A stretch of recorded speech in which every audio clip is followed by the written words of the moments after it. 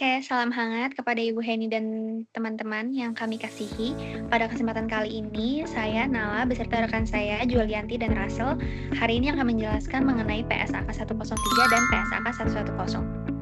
Oke, yang pertama kita akan masuk dulu ke dalam PSAK 103 pengertiannya. Jadi PSAK 103 adalah standar akuntansi keuangan yang mengatur perlakuan akuntansi atas transaksi kombinasi bisnis, yaitu di mana ketika transaksi ini menjadi suatu entitas yang memperoleh pengendalian atas bisnis lain.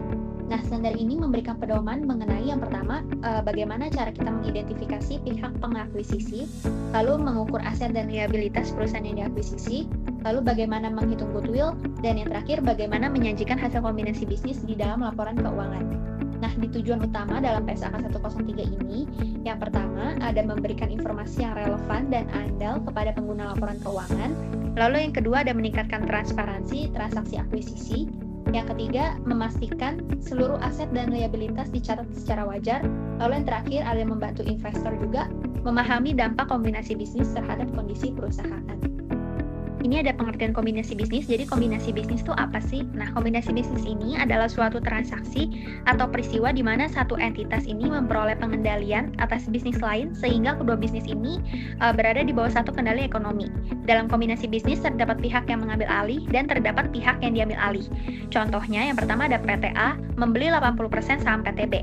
Karena PTA memiliki mayoritas saham, maka PTA dapat mengatur keputusan perusahaan, lalu menentukan kebijakan dan mengendalikan operasional PTB. Maka transaksi ini kita sebut dengan kombinasi bisnis. Berikutnya, di sini ada bentuk-bentuk kombinasi bisnis.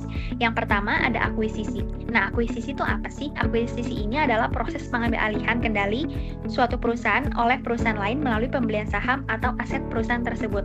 Nah, tujuan akuisisi ini biasanya untuk memperluas usaha, memperluas pasar, dan juga memperoleh keuntungan strategis. Contohnya, PTA membeli 75% saham PTB, maka PTA ini menjadi pengendali PTB. Lalu yang kedua ada merger. Merger ini penggabungan dua atau lebih perusahaan menjadi satu entitas baru. Contoh, PTX bergabung dengan PTY dan menjadi PTXY. Boleh di next. Yang terakhir ada konsolidasi. Konsolidasi ini adalah penggabungan dua atau lebih perusahaan yang menghasilkan terbentuknya perusahaan baru. Sementara seluruh perusahaan lama dibubarkan, berbeda dengan merger. Nah, pada merger ini masih ada perusahaan yang bertahan, sedangkan pada konsolidasi, seluruh perusahaan lama berhenti beroperasi dan digantikan oleh entitas baru. Tujuan konsolidasi itu yang pertama membentuk struktur perusahaan yang lebih kuat, lalu menyatukan sumber daya perusahaan, meningkatkan efisiensi, dan menciptakan identitas bisnis baru. Contoh dari konsolidasi ini, misalnya PTA dan PTB ini sepakat bergabung, lalu membentuk menjadi PTC. Di sini kita akan masuk ke dalam perbedaan akuisisi, merger, dan juga konsolidasi. Nah, meskipun ketiganya ini sama-sama termasuk bentuk kombinasi bisnis, ketiga ini memiliki perbedaan dalam proses penggabungannya. Pada akuisisi, perusahaan pengakuisisi mengambil alih pengendalian perusahaan lain melalui pembelian saham atau aset. Sedangkan pada merger, dua atau lebih perusahaan bergabung menjadi satu entitas, di mana hanya ada satu perusahaan yang tetap bertahan. Lalu, pada konsolidasi, seluruh perusahaan yang bergabung dibubarkan dan kemudian membentuk perusahaan baru. Dengan demikian, perbedaan utama ketiganya ini terletak pada status perusahaan setelah penggabungan dan bagaimana pengendalian perusahaan dialihkan atau disatukan. Lalu kita masuk ke dalam pencatatan kombinasi bisnis menurut PSAK 103. Pencatatan bisnis yang dipakai ini adalah acquisition method. Acquisition method ini adalah metode yang digunakan untuk mencatat transaksi kombinasi bisnis ketika suatu perusahaan memperoleh pengendalian atas perusahaan lain. Nah, metode ini digunakan untuk menentukan pihak pengakuisisi, mengukur aset dan liabilitas, serta menghitung goodwill. Di sini ada tahapan-tahapan akuisisi. Di sini pencatatan kombinasi bisnis menurut PSAK 103 ini penilaiannya menggunakan fair value. Jadi fair value itu adalah harga yang akan diterima saat menjual aset atau dibayarkan saat mengalihkan liabilitas. Kenapa menggunakan nilai wajar bukan nilai buku? Nah, nilai buku ini hanya mencerminkan harga masa lalu dikurangi akumulasi penyusutan. Nilai tersebut seringkali sudah tidak relevan dengan kondisi ekonomi yang real saat ini. Jadi PSAK 103 mewajibkan penilaian ulang ke harga pasar agar laporan keuangan hasil kombinasi bisnis mencerminkan nilai ekonomi yang sesungguhnya pada tanggal akuisisi. Di sini ada selisih penilaian jika terdapat selisih. Kalau selisihnya lebih, masuk ke goodwill, lalu jika selisihnya kurang, itu masuk ke bargain purchase. Berikutnya ada contoh soal kombinasi bisnis. Nah, data awal perusahaan misalnya PT Target. PT Investor berencana mengakuisisi PT Target. Pada tanggal akuisisi, laporan posisi keuangan PT Target menunjukkan data nilai buku dan nilai wajar atau fair value-nya sebagai berikut. Yang pertama ada total aset, nilai buku 10 miliar, nilai wajarnya 14 miliar. Total liabilitas, nilai buku 4 miliar, dan nilai wajarnya 4 miliar. Kemudian nilai wajar aset neto sama dengan 14 miliar dikurang 4 miliar, itu hasilnya 10 miliar. Skenario A, munculnya goodwill. Misalnya kasus pada PT Investor sepakat membelinya dengan menyerahkan imbalan harga akuisisi sebesar 13 miliar secara tunai, karena PT Target memiliki jaringan distribusi yang sangat luas dan reputasi merek yang kuat. Rumus goodwill itu harga perolehan dikurang nilai wajar aset neto. Jadi goodwill 13 miliar dikurang 10 miliar sama dengan 3 miliar. Nah, analisis dan dampak pencatatannya, karena PT Investor membayar lebih mahal 3 miliar dari nilai real asetnya, selisih tersebut diakui sebagai goodwill. Kalau di dalam laporan keuangan konsolidasian, goodwill itu sebesar 3 miliar ini akan dicatat di bagian aset tak berwujud atau intangible asset. Selanjutnya ada skenario B, itu munculnya bargain purchase atau pembelian diskon. Nah, pada kasus ini, katakanlah PT Target sedang mengalami masalah likuiditas yang parah dan butuh dana cepat, atau pemiliknya ingin segera pensiun. Akhirnya PT Investor berhasil menegosiasikan harga pangkas, sehingga hanya perlu membayar imbalan sebesar 8 miliar tunai. Keuntungan pembelian diskon sama dengan nilai wajar aset neto dikurang dengan harga perolehan. Jadi sama dengan 10 miliar dikurang 8 miliar sama dengan 2 miliar. Nah, analisis dan dampak pencatatannya, karena PT Investor membayar lebih murah 2 miliar dari nilai pasar bersih yang mereka dapatkan, transaksi ini menghasilkan bargain purchase. Di dalam laporan keuangan, keuntungan sebesar 2 miliar ini tidak boleh dicatat sebagai aset ataupun ditangguhkan. Sesuai PSAK 103, setelah dilakukan penilaian ulang, keuntungan ini harus langsung diakui sebagai pendapatan atau keuntungan di laporan laba rugi periode berjalan. Selanjutnya, kita masuk ke dampak kombinasi bisnis. Nah, kombinasi bisnis ini bukan sekadar transaksi akuntansi, melainkan keputusan strategis yang membawa dampak nyata bagi korporasi. Adapun sinergi positifnya, yaitu ekspansi pasar dan sinergi operasional, jadi perusahaan itu bisa langsung menguasai pasar baru tanpa membangun dari nol. Kemudian ada efisiensi biaya, itu penggabungan fasilitas, produksi, jalur distribusi, dan tim manajemen bisa menekan biaya operasional.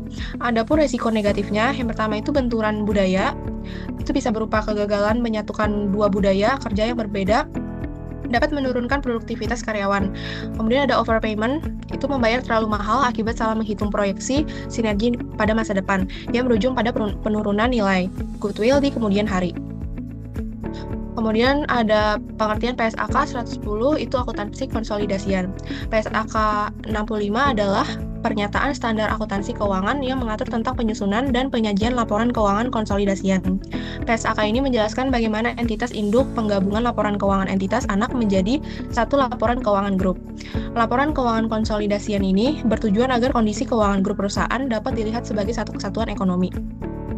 Nah, tujuan PSAK 110 ini yang pertama itu mengatur penyusunan laporan keuangan konsolidasian, menentukan konsep pengendalian kontrol, memberikan pedoman penggabungan laporan keuangan perusahaan induk dan anak, terus menyajikan informasi keuangan grup secara transparan.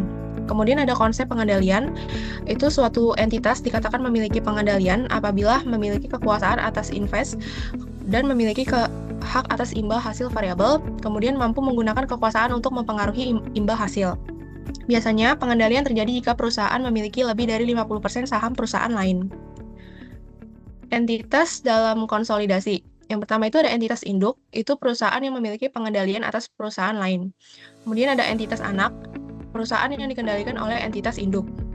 Selanjutnya ada karakteristik laporan keuangan konsolidasian. Yang pertama itu ada menyajikan grup sebagai satu entitas ekonomi, kemudian menggabungkan aset, liabilitas, pendapatan, dan beban, lalu menghilangkan transaksi antar perusahaan dalam grup. Yang terakhir itu disusun oleh entitas induk. Ruang lingkup PSAK 110. PSAK 110 ini mengatur penentuan pengendalian, penyusunan laporan konsolidasian, prosedur konsolidasi, eliminasi transaksi antar entitas. Kemudian PSAK ini berlaku untuk perusahaan induk, grup perusahaan, entitas yang memiliki anak perusahaan. Selanjutnya ada prosedur konsolidasi. Yang pertama itu menggabungkan akun. Akunnya itu aset, liabilitas, pendapatan, dan beban perusahaan induk dan anak digabungkan. Yang kedua ada eliminasi investasi. Akun investasi induk pada anak dieliminasi dengan ekuitas anak. Yang ketiga eliminasi transaksi antar perusahaan. Piutang, utang, penjualan, atau laba antar perusahaan itu dieliminasi. Nah, ini adalah contoh konsolidasi. Pada kasus PT Alfa, ini membeli 80% saham PT Beta pada tanggal 1 Januari 2025 sebesar 400 juta. Nah, di sini ada total kas persediaan investasi pada PT Beta, total asetnya itu 1,4 miliar. Kemudian di sini ada PT Beta, kas persediaan aset tetap, total aset, modal saham, laba ditahannya. Karena PT Alfa ini memiliki 80% saham Beta, maka PT Alfa dianggap memiliki pengendalian terhadap PT Beta, sehingga wajib menyusun laporan keuangan konsolidasian. Nah, dalam laporan konsolidasi ini, yang pertama itu seluruh aset dan liabilitas PT Beta digabung dengan PT Alfa. Kedua, akun investasi pada PT Beta harus dieliminasi. Ketiga, transaksi antar perusahaan harus dihapus.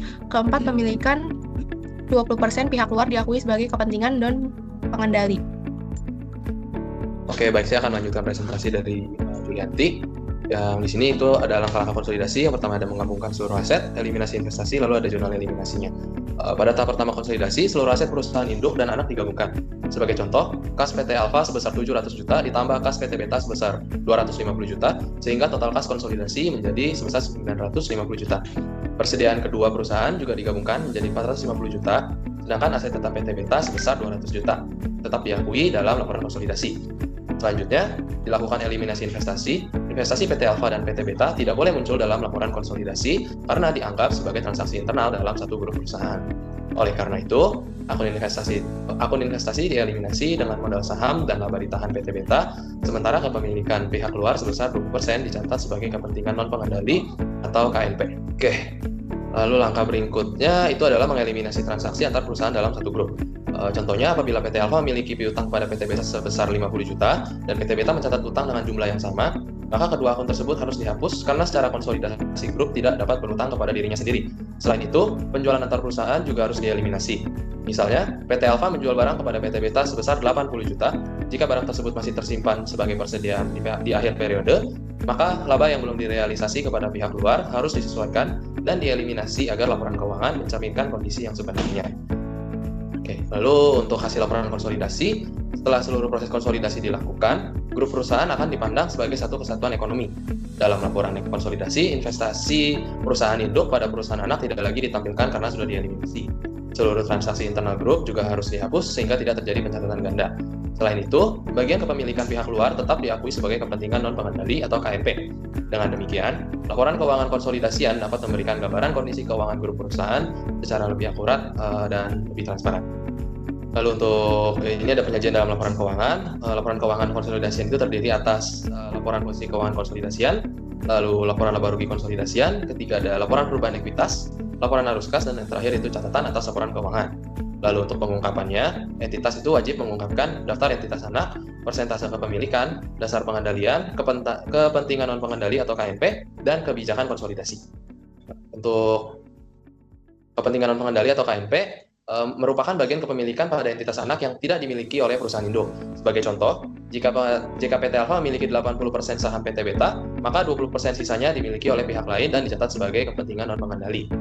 Keberadaan KNP penting karena menunjukkan bahwa tidak seluruh hak atas aset dan laba perusahaan anak dimiliki oleh perusahaan induk. Pada laporan konsolidasi, bagian KNP tetap disajikan secara terpisah sehingga informasi kepemilikan menjadi lebih jelas. Untuk kelebihannya sendiri yaitu ada menampilkan kondisi grup secara keseluruhan, memudahkan investor memahami posisi keuangan grup, memberikan informasi yang lebih transparan, dan mengurangi risiko salah interpretasi laporan. Oke, lalu di sini ada beberapa perbedaan laporan individual dan konsolidasian. Untuk aspeknya itu ada yang pertama dari entitas yang disajikan, lalu dari tujuan, cakupan, transaksi antar perusahaan, yang kelima ada investasi pada entitas anak, lalu ada kepentingan non-pengendali yang tadi sudah dibahas atau KNP, lalu ada pengguna laporan, dan yang terakhir itu ada bentuk laporan keuangan. Untuk perbedaannya itu ada dari segi laporan individual dan laporan konsolidasian, seperti yang sudah tertera pada PowerPoint. Oke, untuk kesimpulan sendiri, PSAK 110 sendiri merupakan standar akuntansi yang mengatur penyusunan laporan keuangan konsolidasian. PSAK ini bertujuan agar laporan keuangan grup perusahaan dapat disajikan sebagai satu kesatuan ekonomi melalui proses penggabungan dan eliminasi transaksi antar perusahaan dalam grup. PSAK ini mencakup pengakuan, pengukuran, penyajian, serta pengungkapan investasi sukuk balik bagi investor maupun penerbit. Untuk PSAK 103 sendiri, kesimpulannya adalah bahwa standar ini mengatur bagaimana perusahaan mencatat transaksi penggabungan usaha seperti merger, akuisisi, atau pengambil alihan kendali atas bisnis lain agar laporan keuangan menjadi lebih transparan, relevan, dan dapat dibandingkan. PSAK 103 merupakan adopsi dari IFRS 3 dan menggantikan PSAK 22 sejak efektif berlaku mulai per 1 Januari tahun 2024. Oke, mungkin demikian presentasi yang dapat kami sampaikan mengenai PSAK 103 dan 110. Terima kasih atas perhatian Ibu ini dan teman-teman sekalian. Apabila terdapat salah kata, mohon dimaafkan. Terima kasih.